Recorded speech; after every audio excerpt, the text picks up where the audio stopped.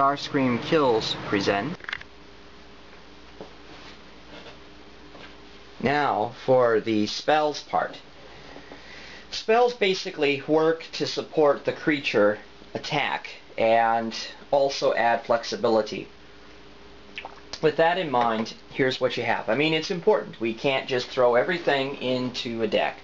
Secondly, I'm against heavy reliance on net decking, because if you never learn how to make your own deck, it's going to hurt. I have a friend I really like, or somebody I'm hoping to become a friend with, acquaintance right now at the local meta, who bought a $200 Merfolk deck that is absolutely awesome. It will be slightly obsolete except in extended play soon to come, but suffice to say, this is an awesome deck. He still has a lot of trouble winning with it.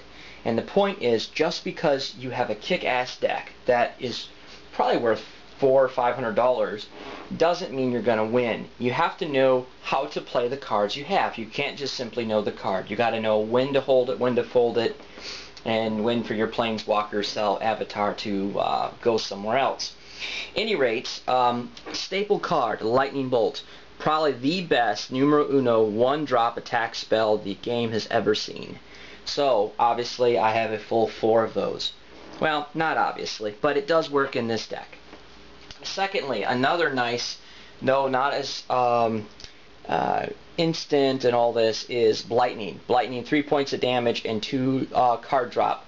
Now, card drop in this deck, I have another deck I probably should show that does milling as a strategy. Draw and mill.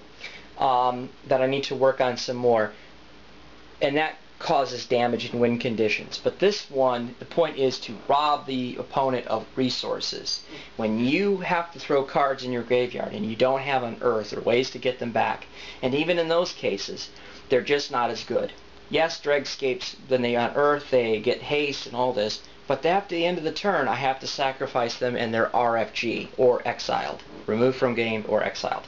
So, still, robbing resources of your opponent is a wonderful strategy. But it's not the main strategy. Of course, we have the border posts. We have Venfire, black-red, and also for the Mistvein. And the idea is, of course, a lot of people know this strategy, but you do simply something like this. You play your land, you tap, or say you have a land in place. Actually, this is even better. You tap the land. You put down the border post, which comes in tapped. You have to pull up your basic land because it's an alternate cost. And guess what? Since you didn't do your land drop, you get to put that same land right back in play.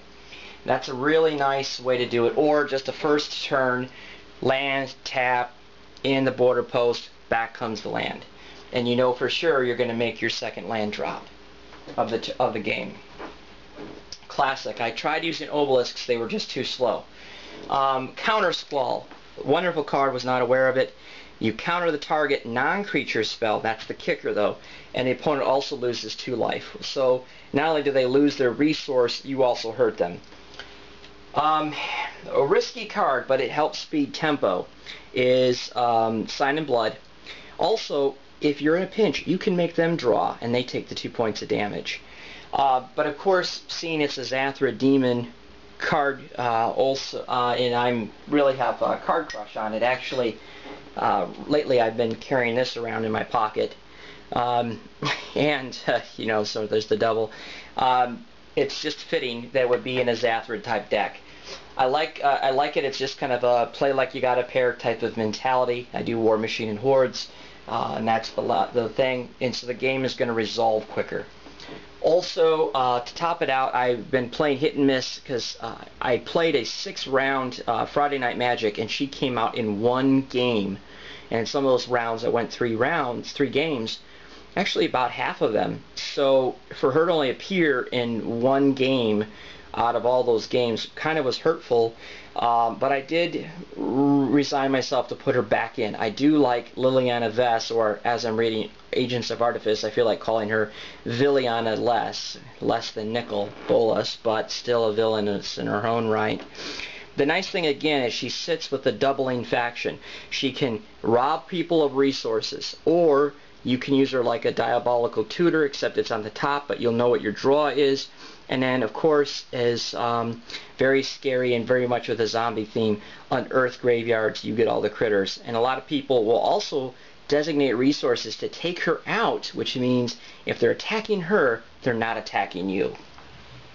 And since you may have two of them, guess what? You can do that. You could even do a neat strategy where you know she's going out, you diabolical tutor her to put the other card top as your top card on your deck. So just as they think they're taking out one, bang, here comes another into your hand.